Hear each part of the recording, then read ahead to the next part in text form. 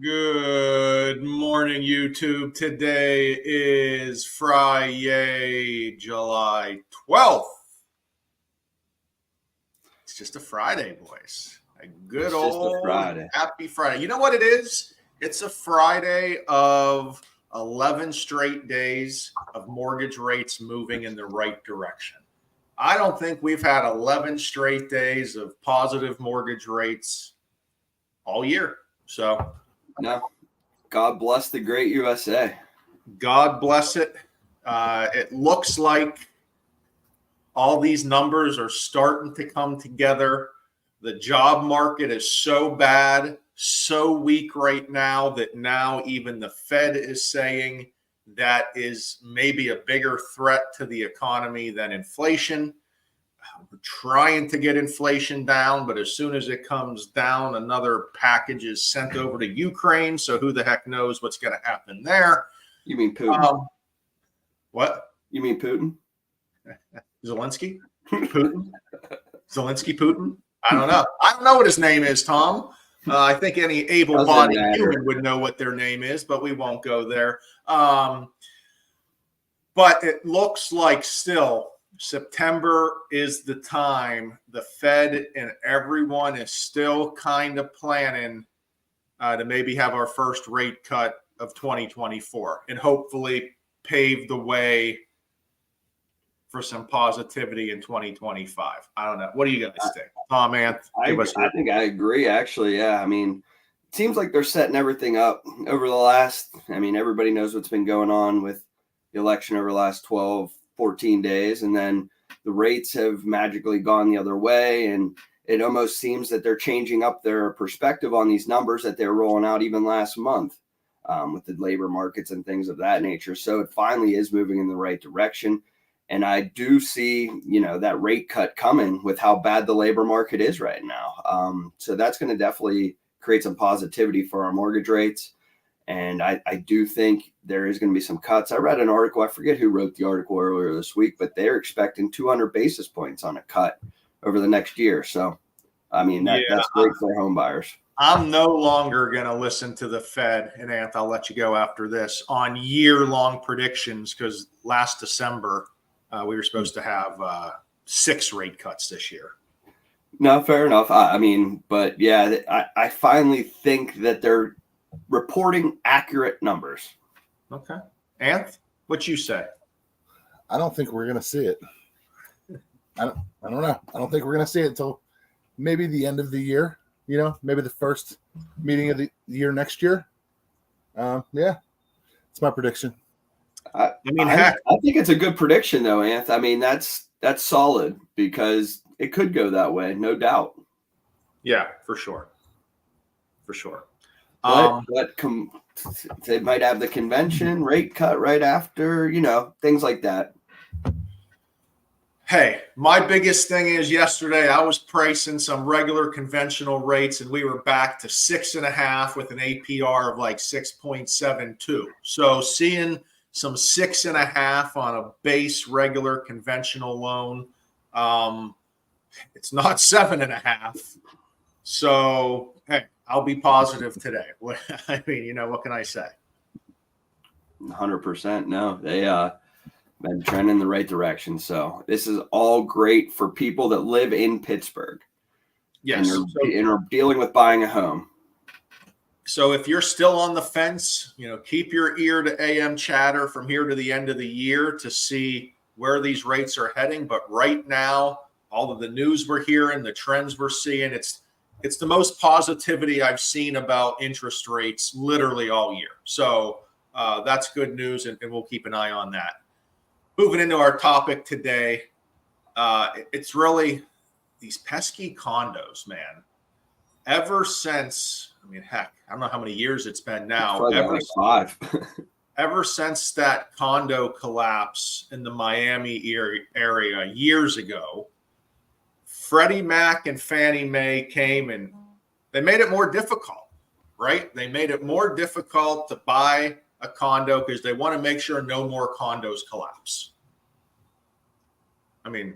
That's it. Doesn't matter if you're buying in the Mews in the North Hills and it has nothing to do with a high-rise condo, there's still guidelines now for any deferred maintenance, any too many owners owning, one person owning too many units. And Fannie Mae and Freddie Mac have something called a warrantable condo. For them to allow financing, they have to deem it warrantable.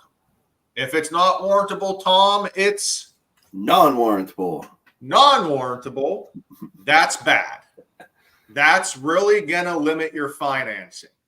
West Penn Financial, we're case by case on non-warrantable condos. Anth, let's get into this. You're the senior loan officer here.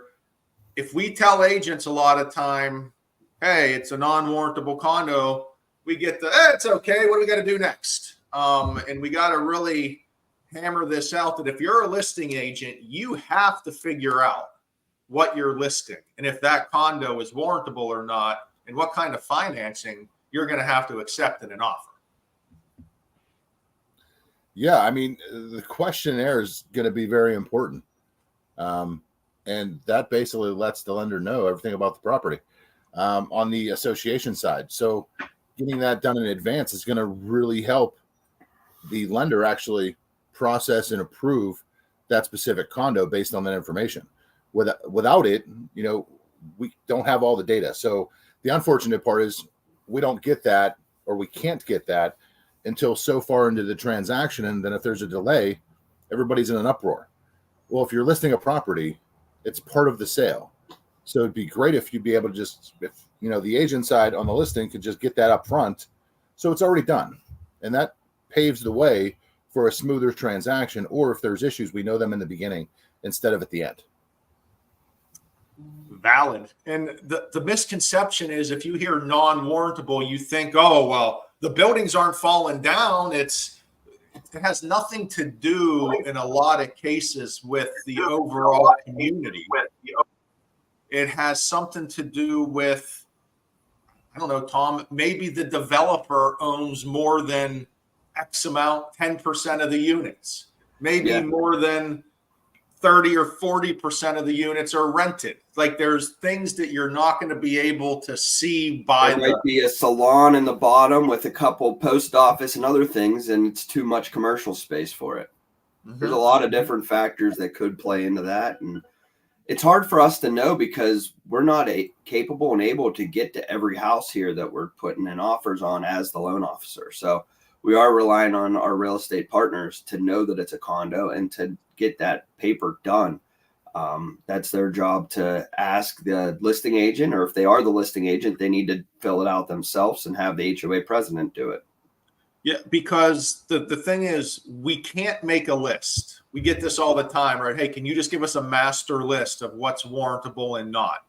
The problem with that is a condo can become non-warrantable overnight because maybe there's deferred maintenance. Maybe someone else now rented a unit and now it puts them over the rental threshold. There's things that can happen overnight that just because we were able to close the loan 6 months ago and it was a warrantable complex doesn't mean it's not non-warrantable today. And just like Anth said, if it's left up to the lender, we have to do all that work during the processing. That doesn't happen overnight. That's going to take a few days. If the HOA isn't responsive, it may take a couple weeks. And now we're getting right before closing and we have an HOA problem because the listing agent didn't know what they were listing or didn't let everyone know, hey, my seller had a tough time buying this 10 years ago. We might need to look into financing and what happened there. 100%. It's on you as the listing agent to make sure that this condo is warrantable or non-warrantable.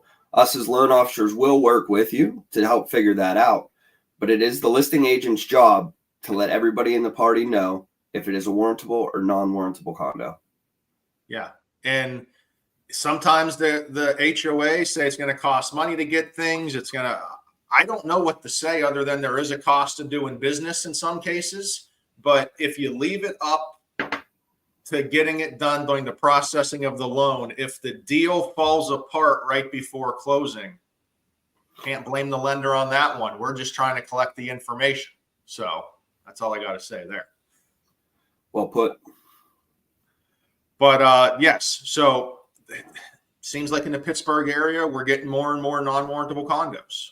So if there is an association, a lot of times the lender has to make sure that they're up to the Fannie Mae and Freddie Mac guidelines. Yeah. One of the things that I've been hearing too is there's a reserve requirement for these condos. And with the prices of everything going up right now, they're a little bit they're lagging behind on what they are asking for their HOA fee. So they're, in some cases, financially, these condos are not able to sustain or figure out their reserves for the upcoming years. So that could also run into a problem. Say they need to put on a new roof and it costs $10,000 more than they thought. That could very much put them in jeopardy because they had to use their reserve funds and there may not be enough in there. Yep. And we're talking about a lot of first-time home buyers being in the market right now. If their minimum down payment and now it becomes non-warrantable, I mean, the biggest part of that, not only in the financing, is the down payment change. You can't go minimum down on a non-warrantable condo. Yeah, I mean, they're 3% down. Yeah, they're 3% down. Could quickly go to 20 or 25%. Real quick once we find that out, which could be a dead stick at that point if they don't have the funds.